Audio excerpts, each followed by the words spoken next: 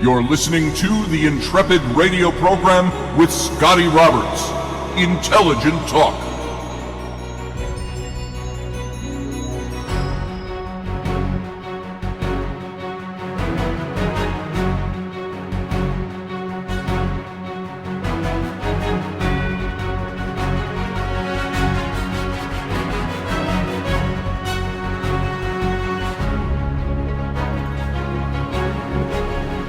Happy Tuesday evening, folks. This is Scotty Roberts. You're listening to my program, the Intrepid radio program, right here on the Odyssey Radio Network.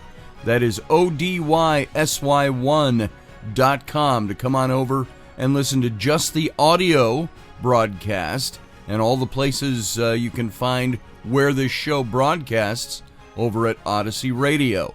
You can also come over and join the simulcast on my YouTube channel. And that's simulcast in video, along with the most important part, the live chat room, starting up right now. You can come on over, join the other Intrep heads, throw in your 2 cents worth, and get to meet a bunch of good people. And that's over on my YouTube channel. That is youtube.com/Mr. Scotty Roberts. Come on over and enjoy it. By the way, you can find all the archives of every one of the shows I've ever done on Odyssey Radio that began almost a year ago, and there's over 200 episodes there on my YouTube channel. You can go back. You can't join the live chat room anymore, but it does show a replay of the chat room as you go along. But if you want something to play on your computer while you're going along, you can go to the archives there. You can also go to iTunes and find archives of this show, and just go on over to Odyssey Radio, and you'll find other outlets for that. So welcome. There, business out of the way. Let's get down to the business of the business. And we were talking about, have been talking about for a couple of days now, on the peace narrative. And I have never found this become more profound in my mind than these recent times, with all the killing of a man by a cop, the protests that have come out, the riots that have come out, and encountering people that operate under a narrative, and we all do. It doesn't matter which side of any issue you're on, we all operate by a narrative. And that narrative is the story of why we believe what we believe or hold to what we hold to. And something I'm finding is that there are a lot of people who hold very strictly and sternly to a narrative, but if you push them just beyond the edges to find out what they personally really believe and bring to the table, you're going to be hard-pressed to find somebody who knows the details of their narrative. Some may have an idea, they have a glimmering. Other people default immediately to the war narrative, which we've talked about as well. Just yesterday, I was in a discussion over on Facebook on a friend's thread who threw up kind of a friendly chuckle about it shows a psychiatrist up close writing, and a woman blurred out in the background laying on the couch, and it says something like, "So tell me, is Antifa in the room with us now?" And it was meant to be. This is a friend of mine who's very leftist, and I guess you would call him a remnant of the late hippie movement and and all of those things that went on in the 70s, and he's a friend. We have diametrically opposed points of view on politics. And we occasionally find things, if we get off of politics, we find a lot of things that we have in common. And so we're friends, even though we disagree with our points of view. And that is one of the places when it comes to politics where I have operated by my own narrative, which is a war narrative. It's fight the other side. The other side is the bad guys. The other side brings the bad stuff to the table. And I'm sure my friend operates under the same thing. But he put up this post yesterday, and he tagged me directly in it, Scotty Roberts, and then the post. And so I responded to it, and I said, well, I started talking about Antifa. I didn't want to take it too serious, so they're like little phrases or one sentence answers. And of course, everybody who follows him, who believes the same way he does, or maybe even more extreme, came in and started attempting to tear me apart because I expressed the opinion that I believe Antifa is a bad thing.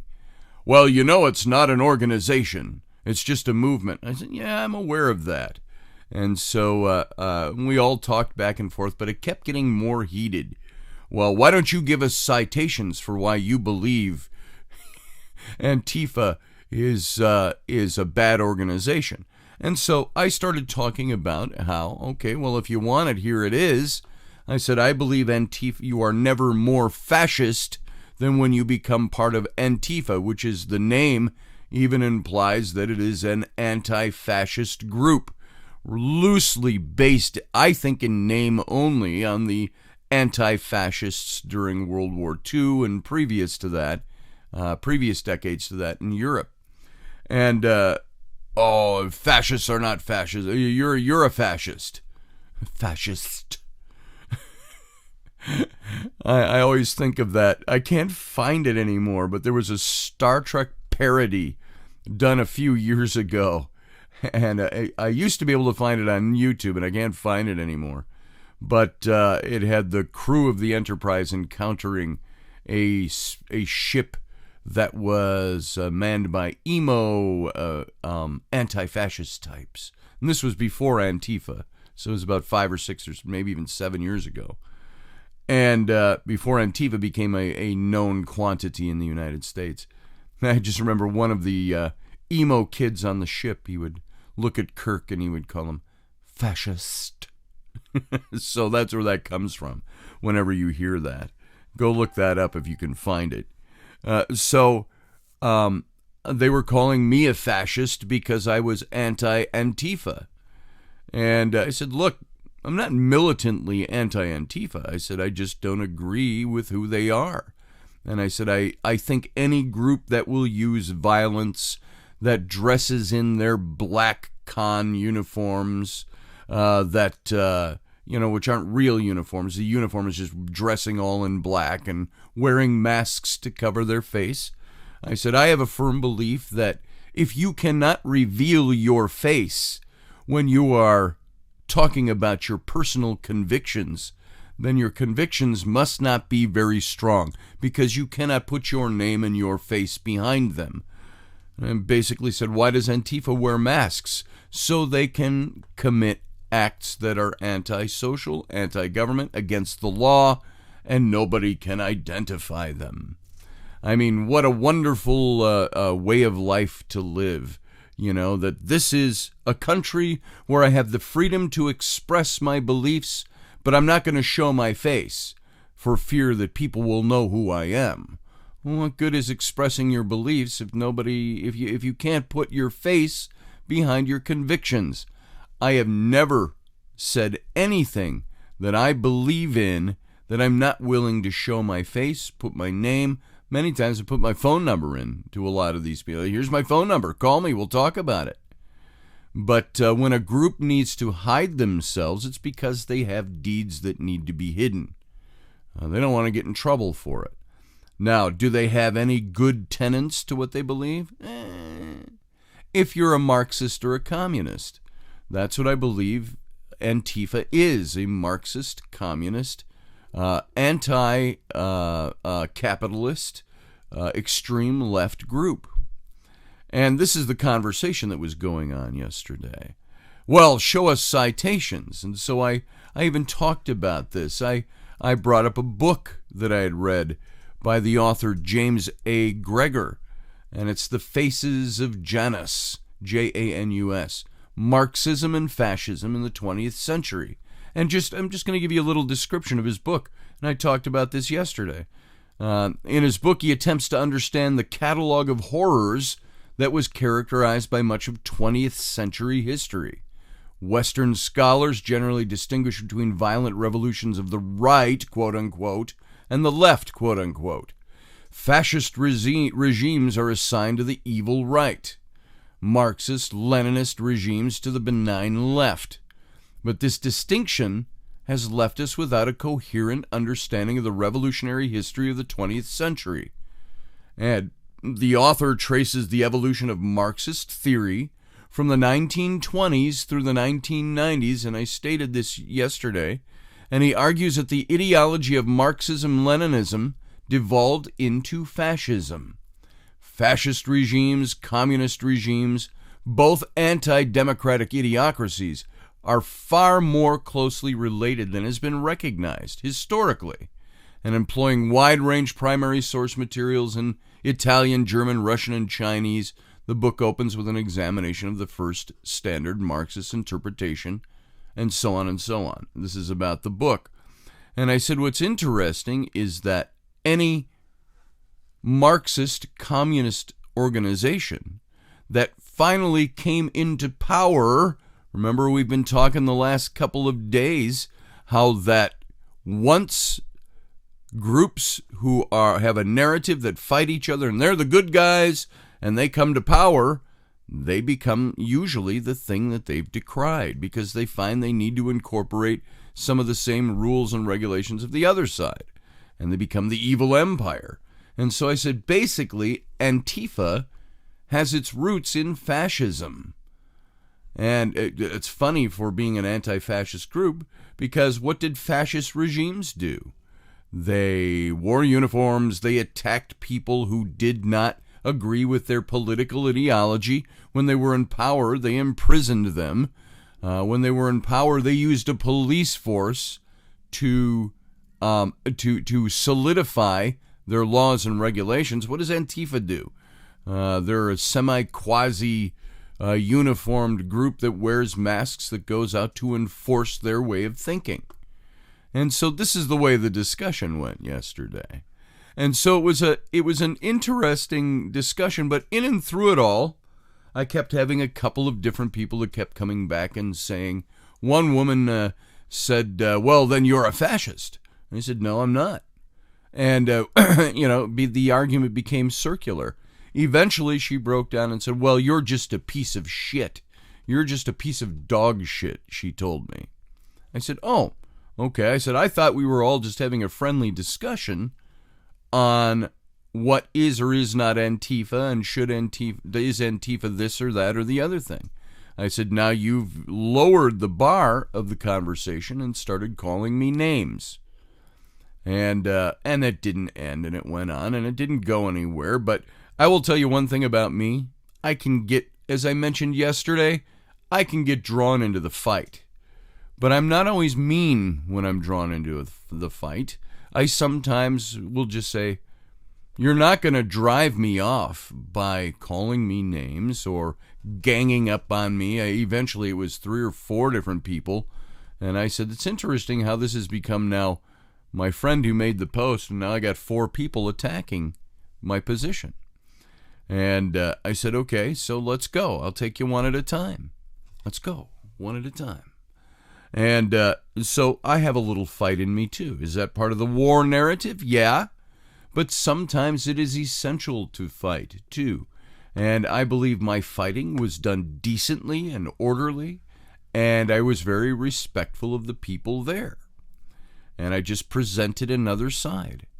And I even invited them. I said, why don't you come on over and listen to my show tonight? We're talking about the dehumanization. This is last night. Dehumanization that comes from the war narrative.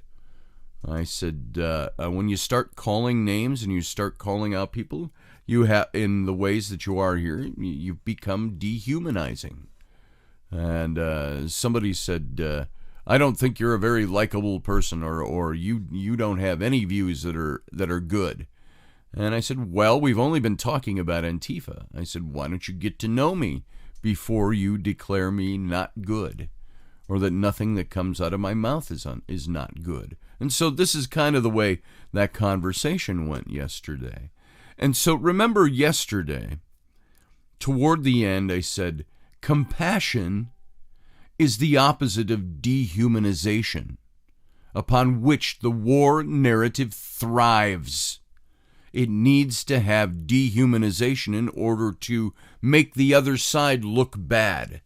Oh, you can't possibly offer up a good alternative to what I'm thinking. You don't have to agree with it, but there could be alternatives. Somebody, again, this morning just said, if you're not Antifa, then you're fascist. I said, well, no, not really. And then somebody said, yes, you are, really. And I said, well, in the same vein that if I'm not a Republican, I'm not by default a Democrat. If I'm not Jewish, I am not by default a Buddhist. I said, there are all kinds of alternatives out there. I said, I'm not a fascist, but neither am I Antifa. And so that's the kind of thing. So a dehumanization is a simplifying narrative, which is the opposite of holism or interbeing, which we talked about yesterday. And the habit is, for example, when addressing racism, to blame it on the individual attitudes of bad people, racists. Racism is caused by racists, right? Or could it be that racists are a symptom of racism, not the cause? And that by dehumanizing them, we reinforce the basic psychic template of racism. Racism is dehumanization. And it will not be solved by dehumanizing the racists.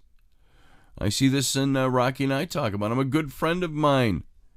And I hate to demean him without him here to be able to say anything. So I'm going to take it out of demeaning him, but he presents racism from another point of view. All whites are bad. Yet he and I go out to lunch together and we talk about politics. So he knows that all whites aren't bad, but it's part of his narrative. And so you can't eliminate dehumanization by dehumanizing. Just like I've said about the riots that have been going on, you cannot eliminate injustice by acting out of injustice. And so it might make you feel good, might make you feel that your team good, but is that what you want to serve? Or would you rather serve healing the racism? And is there a way to do that? Yeah, I really think there is. And some people think, oh, that's so idealistic. Well, maybe it is idealistic. Maybe it's good we step up to idealism. Maybe we step up to this whole peace narrative. What if everybody said, I'm going to abandon my war narrative and step into a peace narrative? What kind of a world do you think we'd live in? The whole crises in the Middle East. What kind of a place would Iran be to visit if everybody in Iran and everybody in America dropped the war narrative and began the peace narrative? It would be a very different place. And so I have a feeling that the healing of the earth that we all want so much is going to require sacrifice. We talked about this a little bit yesterday. We're going to have to sacrifice the identity of being on the moral, ethical, right side. And nearly everyone imagines themselves to be moral and ethical and on the right side. And nearly everyone imagines themselves to be those things. And for things to change, an awful lot of letting go is necessary. It's okay to let go of the war narrative. Although sometimes, as I've mentioned, and I mentioned even this morning, you're drawn into the war narrative, or at least you have to defend things. You have to put up the fight at times. And so, are you willing to hold as lightly to your idea of being right as you wish them to hold lightly onto theirs on the other side, in the other narrative? How are you any different? I remember when I've been to marital counseling. Rainey and I went to marital counseling about 6 years ago. And one of the first things, he said, why don't you describe to me what's going on? And of course, we all started our narrative. I started my narrative, Rainey started her narrative, and the other person is this and that, and he's this and that, and she does this and that. And he says, okay, after a couple of minutes of that, he says, okay. He says, I'm going to tell you one thing. He says, first of all, what I see is you both want to be right. And he says, so I'm going to ask you a question. He says, do you want to be right, or do you want to be married? Because if you push to be right, either one of you, and you hold that as the goal, the hill you have to die on, I have to be right in my appraisal of things and of the other person, so you're going to find out you're going to end your marriage very quickly. And he says, so either you want to be right or you want to be married. And that's the same principle. Are you willing to give up having to be right all the time? How much do you care about peace? It said that one can't serve two masters. So temporarily you can. You can serve peace and at the same time serve getting the approval of an in-group or the place where you want to be, the organization you're part of. You can serve peace and at the same time serve your identity as a good person. You can serve peace and at the same time serve your goal of being heard, being seen, being recognized, of being a leader, of believing yourself to be moral and right. You can serve both for a while, but eventually the generosity of the universe is such that you're going to reach a choice point where you get to decide what you really serve. And then you need to make a sacrifice. And that can be a really tough thing for us to do.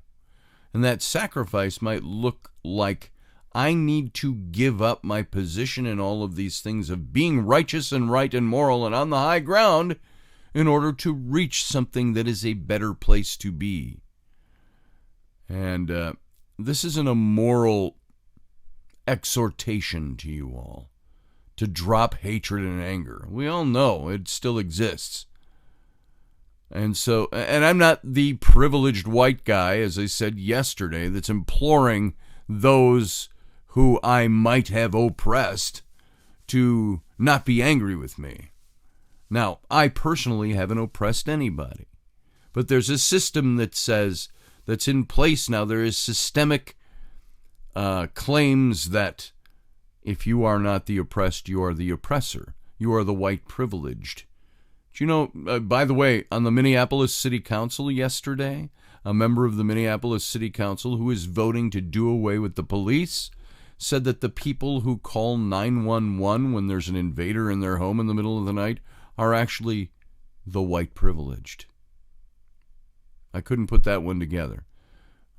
So the idea here is that the point is not that anger or hatred are wrong. It's that the energy of anger is neutralized when it's diverted towards the symptoms rather than the causes. And its hatred is based on a misdiagnosis of cause.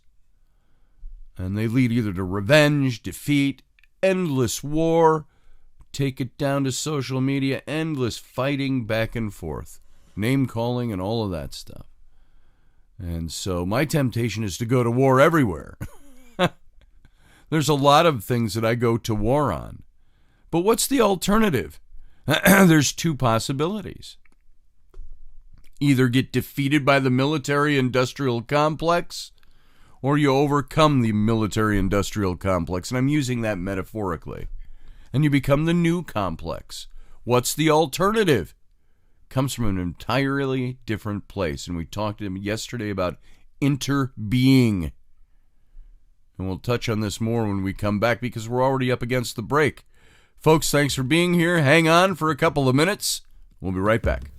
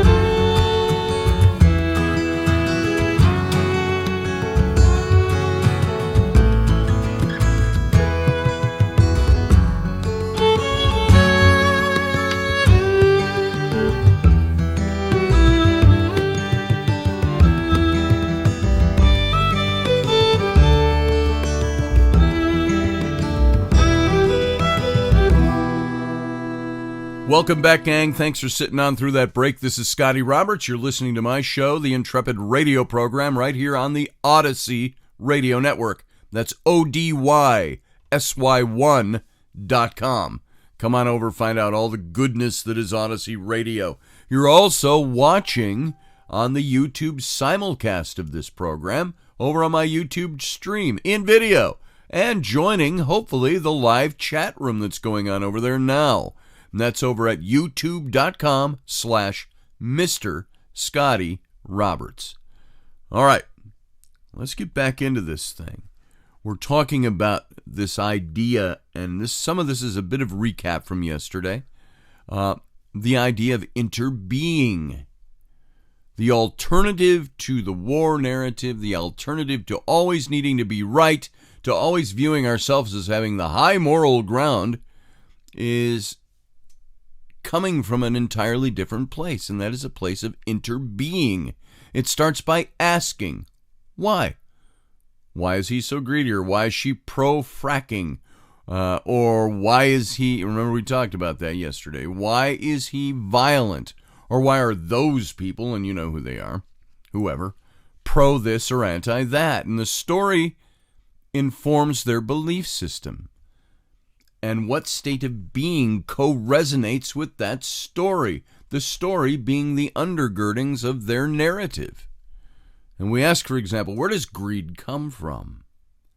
And the question opens up insights, understanding, new possibilities for change. Where does fascism come from? Understanding that could bring a whole new understanding of why we have the narrative we have on either direction. And so we have to discover that it's another one of the symptoms, just like when we have illnesses that need to be treated.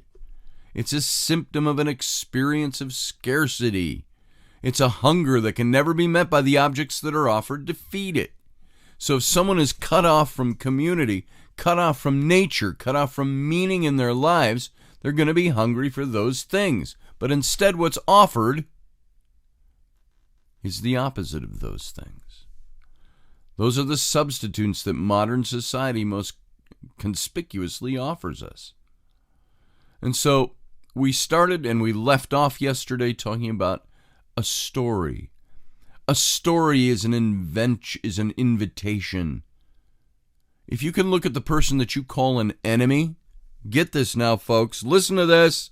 Hello? Those of you chatting on different topics, listen to this.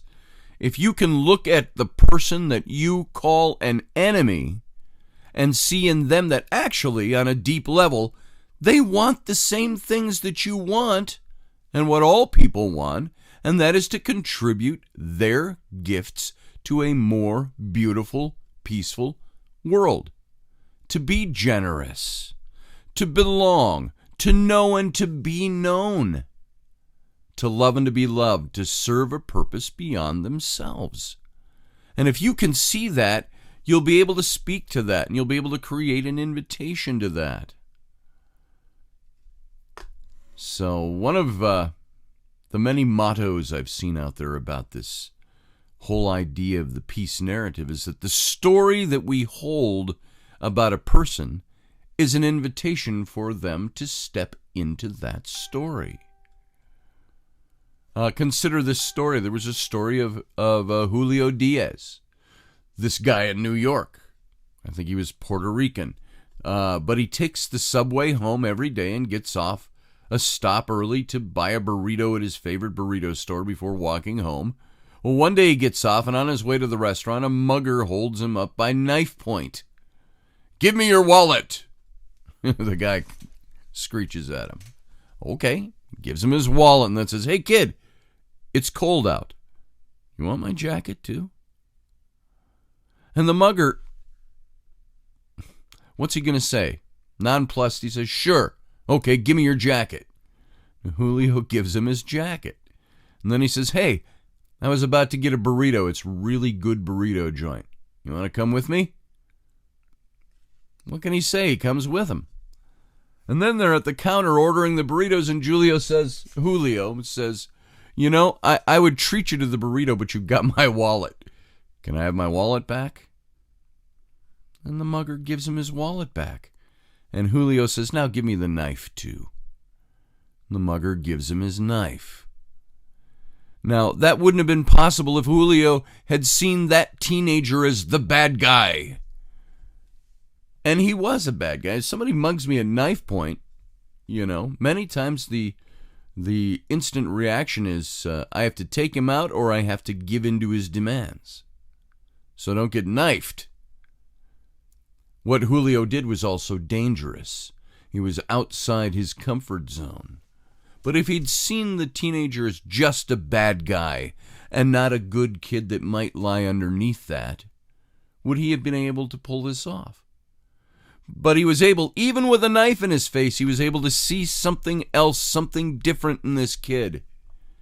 He held the teenage mugger in a story of, who knows, a troubled young man with a good heart.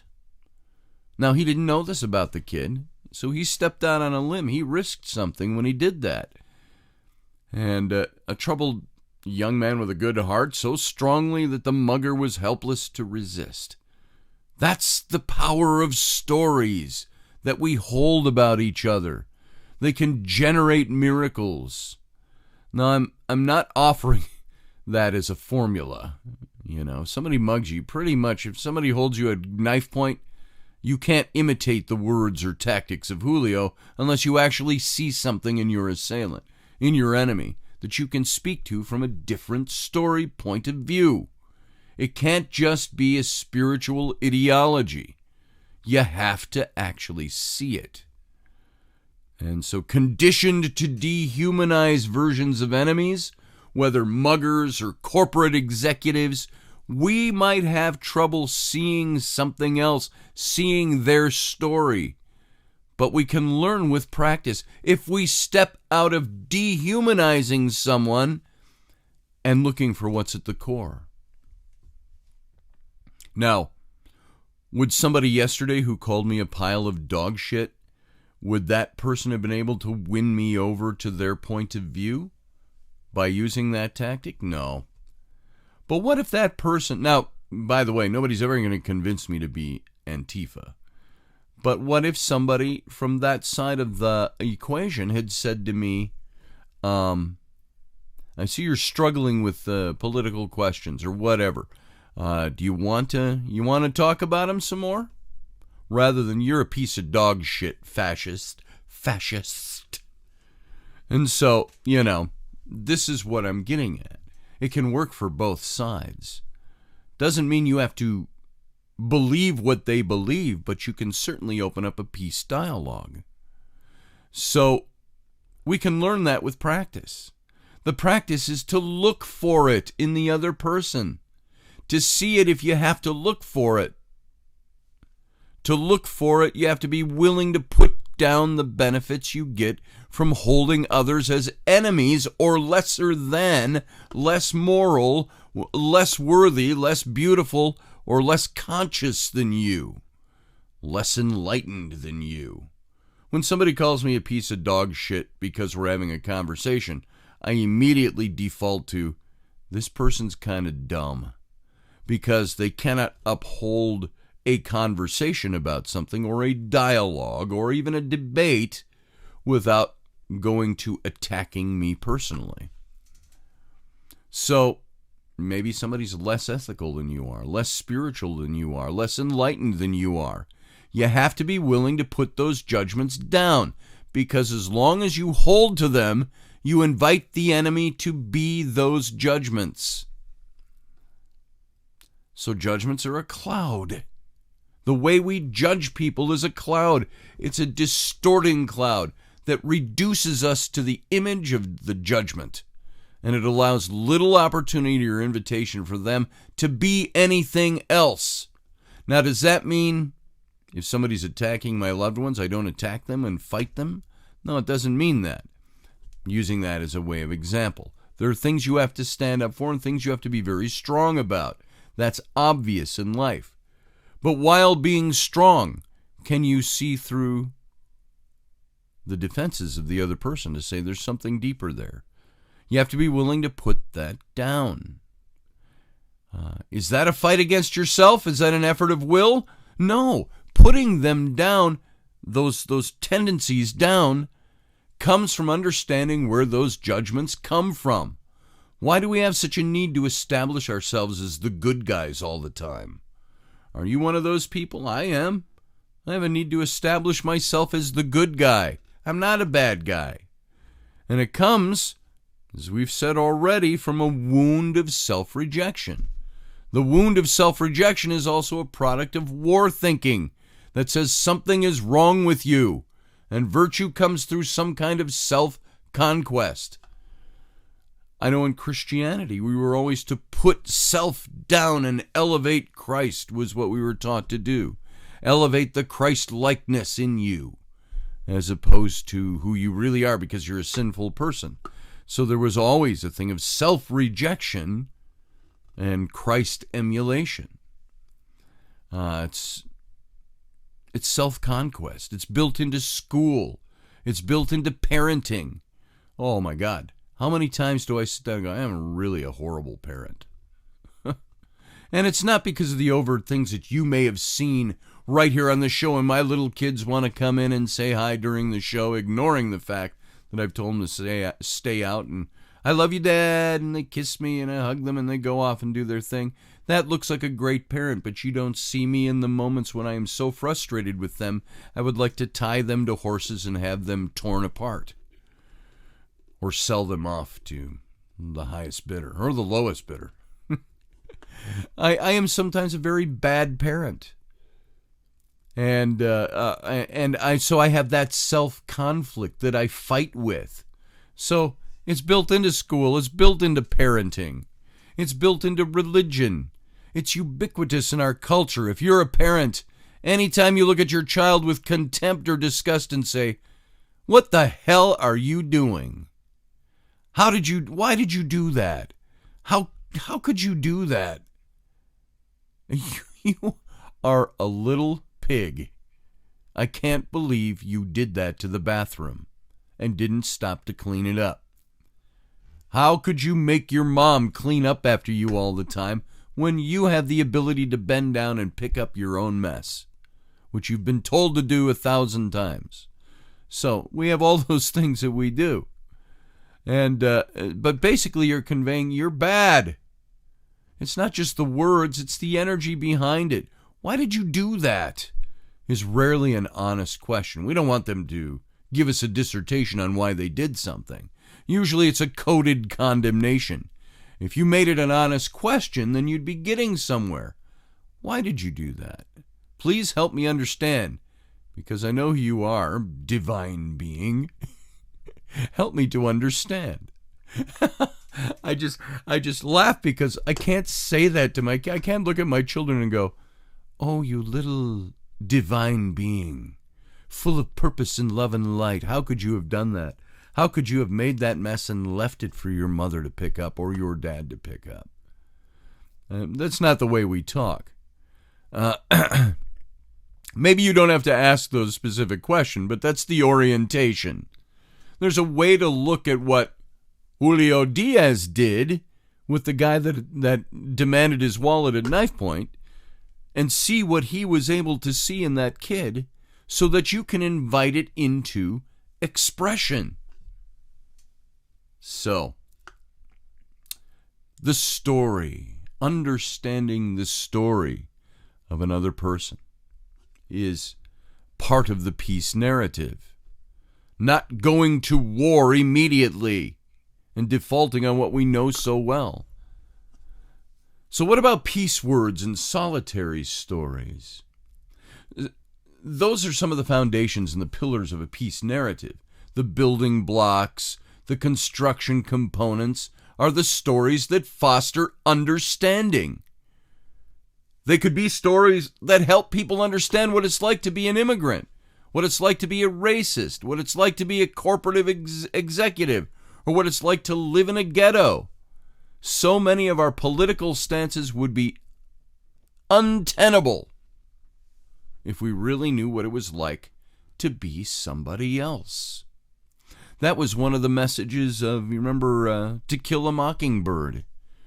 When I read that book to my kids, I told you about that, and because I thought it was an important book. But one of the messages of that book was, Atticus says to scouts, sometimes you have to get into someone else's shoes and walk around in them for a while to see what they're all about. So these stories need to be presented in a way that they can be heard. They're harder to hear if I present them with a secret agenda of making you feel ashamed or humiliated, you piece of dog shit. The purpose is not to bludgeon their conscience with how much harm they've caused. That's another form of warfare altogether. It's part of the war narrative. Instead, I can present the story and trust you to make the connections. When that happens, authentic shame might arise as opposed to coerced shame. Authentic shame is the breakdown of a self-image. It dissolves in the chemical bonds and the psychic chemical bonds that held it together. They release heat, your face flushes. Energy that's been bound up in defending and upholding a self-image is liberated, and you feel a lightness and a new clarity of vision. To go through that process fully, it really helps to know what? That you're loved. Somebody cares about you, cares enough to hear your story.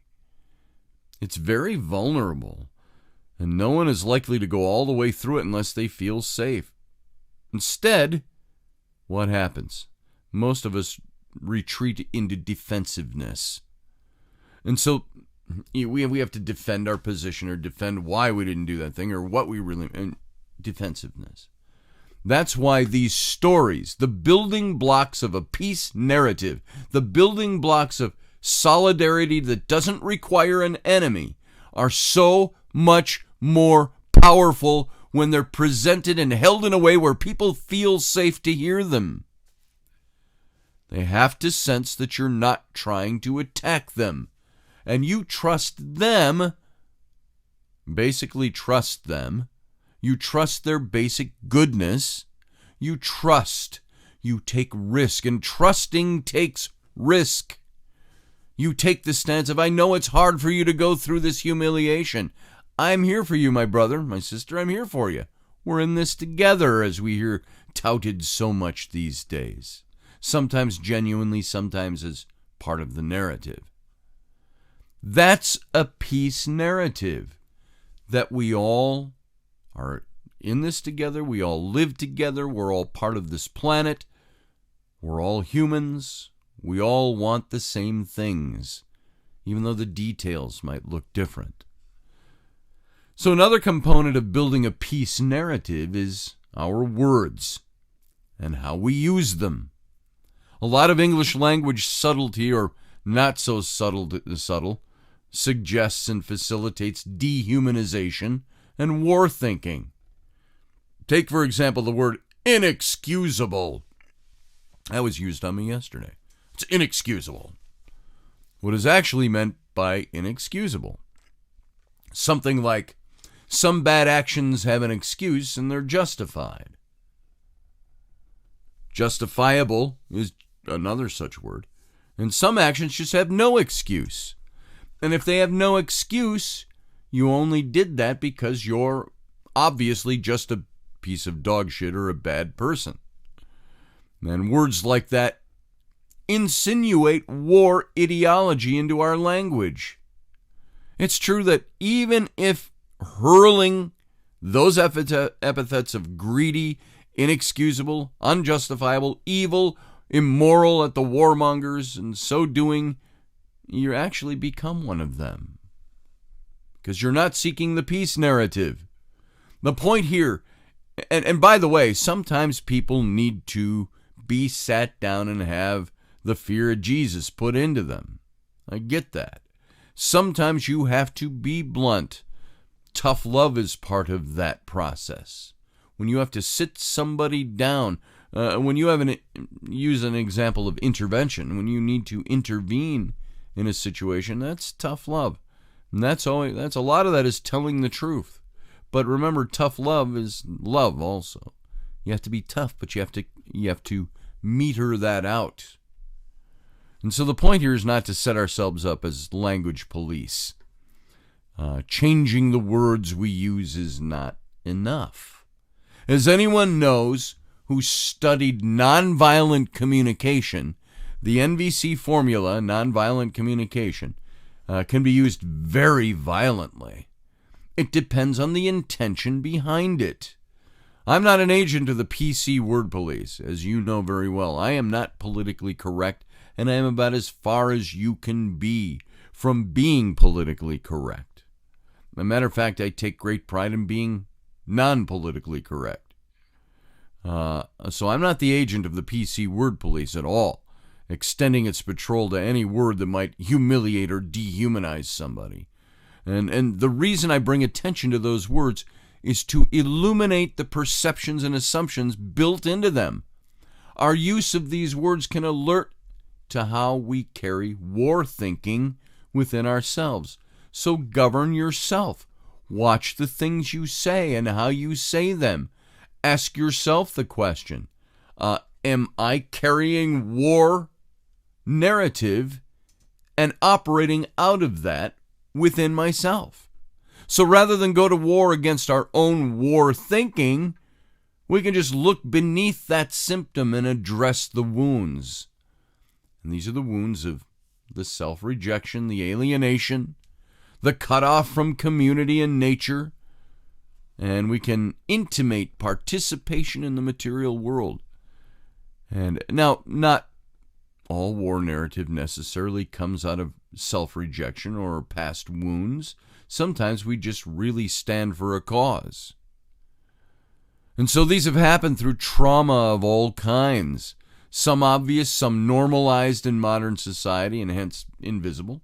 And when we begin to heal those and no longer see through the lens of good guys versus bad guys, us versus them, good and evil, right and wrong, conservative, liberal, then it no longer feels good to use those words. They feel like lies. They feel inconsistent with who I am and who I want to become. Now, that doesn't mean our hackles don't get raised. There are some people who can push my buttons, and I'll come out swinging. But sometimes we need to pull that back and realize the source of why we're coming out swinging. So those are some of the building blocks to place atop the foundation and the pillars of the peace narrative. They embody peace in our words and in our stories that foster understanding, that induce people to ask or to wonder or to consider, what's it like to be you? What are the conditions that generate the things that are hurting the world so much, that are so painful to witness? War thinking actually maintains those conditions. And it maintains the status quo by diverting the grief, the pain, the rage that injustice inspires onto a proxy called the enemy. Here's something that hurts. Police violence, incarceration, ecocide, the draining of a wetland, whatever it is, whatever your position is on any of those things, here's something that hurts. Here's something that hurts. War narrative thinking takes that energy that could go to healing and diverts it onto a scapegoat, so that we fight the symptoms forever, ignoring and even aggravating the cause. So don't take that bait. You have to get serious about healing the world around you. And it happens one by one. It's a more beautiful world that we're after, isn't it? Beyond the foundation, the pillars, the building blocks of a peace narrative, we might also speak of its structure, its architecture. You can call that the story of the world, the more beautiful world our hearts know is possible, and that we invite people into. Do you invite people into your world? It's a world where everybody has a place, where everybody's valued, where everybody's welcome, where everybody is known to have a gift that's essential to make that world even richer. It's a utopian imagination. And nobody's left out of that. As with the story of Julio Diaz, to speak compellingly of that world that you've seen it. The story we hold about the world is an invitation for the world to enter that story too. And we have to have seen it. And I would say probably everybody here listening to my voice has seen it. You've had a glimpse of what the world could be. And the world that could be peaceful. You've seen that this isn't really working for the power elite either. It's not working for the perpetrators. It's not working for military commanders. It's not working for politicians, for executives. You might see that there's a part of them that's willing to make the courageous choice to let go of something that was precious to them because they're starting to realize it's not so precious after all. And here we all are, having a glimpse or many glimpses in the lives of the world that we know is possible. And if you're like me, we don't know how to get there all the time. The mind says it's not possible because what's the plan? The mind's immersed in. I've begun calling it the war thinking, this war narrative. And so it's deeper than war thinking. It's force-based causality. How are you going to make it happen? What's a more subtle variation on war thinking? How are you going to make it happen? You don't have to know how it's going to happen. You don't have to fight the world to make it happen. Instead, we start by listening. What's my part? How shall I be deployed? So, the very fact that this gathering of minds to listen to this show tells me that I have things to be optimistic about. We all want to do this. It reminds me I'm not crazy. And I'm not a piece of dog shit. So you wouldn't be here if you didn't want to hear this and participate in it. So thank you for caring that much to be part of this. And that's all we got for tonight. Almost overtime, so got to cut this off now before we go overtime. Thanks for being here, folks. I love you. I appreciate you. See you back here tomorrow night.